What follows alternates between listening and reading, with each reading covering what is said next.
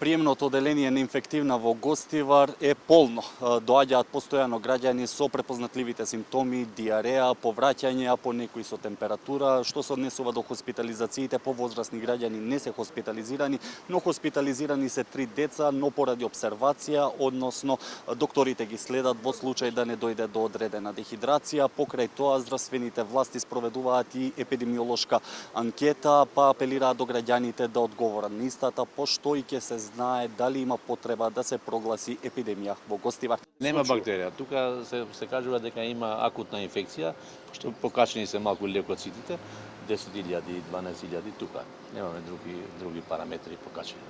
Добро, што ви кажува тоа? Тоа ми кажува дека има некоја акутна инфекција, значи се работи некоја инфекција што не знаеме, никој не знае уште. Ние сме барале од пациентите да се направат анкети, да ги спроведуваме сите пациенти еден до друг.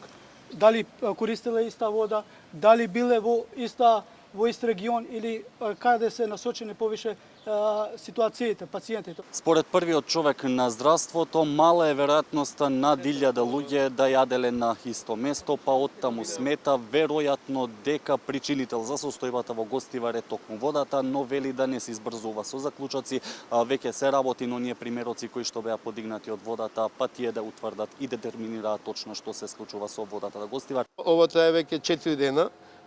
Така да за мене храната е исклучена како логички исклучена како можен извор, бидејќи премногу денови се, премногу различни локации се да сите јаделе иста храна. Оно што може да поврзе волкав голем број на луѓе е заедничка инфраструктура, сепак е тоа водата, и второто што не можеме да го исклучиме е сепак вирусна епидемија, затоа се прават анализи за аденоирота вируси. Градоначалникот Лимани во моментов не е во Гостивар, но писмено ни извести дека се работи на расчистување на состојбата, воедно и упати апел до граѓаните да ја почитуваат забраната за користење на вода која ја препорача Агенцијата за храна и ветеринарство, воедно и понатаму стои на ставот дека нема никаква грешка кај комунална во Гостивар. Од друга страна, премиерот Мицкоски вели дека е шокиран од она што се случува, дека сите институции се на терен и најави дека одговорност ќе има. Во овој момент сите институции се на терен, се превземаат мерки, се испитуваат мостри од водата и имаме процес кој што го води и обвинителството. Јас мислам дека многу скоро ќе се излезе со информација за тоа што се случило, кој е тој кој што дал наредба тоа да се случи, и се разбира дека ќе има одговорност, нема така да помине случајот. Јас навистина не можам да разберам некои луѓе како може така дрско да се однесуваат и така несовесно да се однесуваат. Просто е неверојатно како така лесно ги прифаќаат овие работи и како се одлучуваат да прават вакви работи.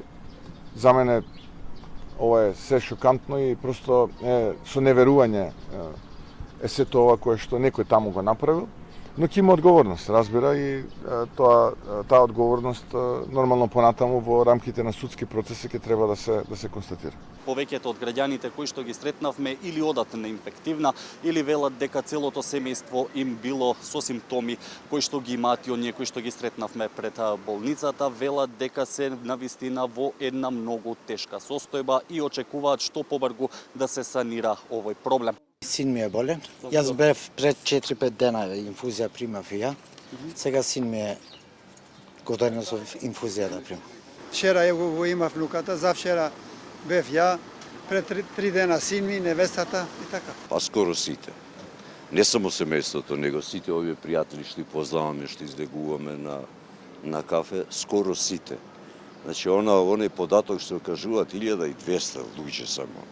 Тоа 1200 луѓе може на дневно ниво да биде. Како се сноѓате? Од каде пиете? Како готвите? Па готвиме, купиме вода од маркетиве. Што правиме ништо, купиме вода на готово со бурени тие. Исто тоа куваме, исто тоа пиеме. Вчера инспекциите кои што излегоа на терен утврдија на диво приклучена пумпа која во питката вода вбризгувала вода од Вардар. Институтот за јавно здравје подигна и мостри, се очекува за 48 часа од подигнувањето да бидат соопштени и резултатите и точно да се знае што се случува.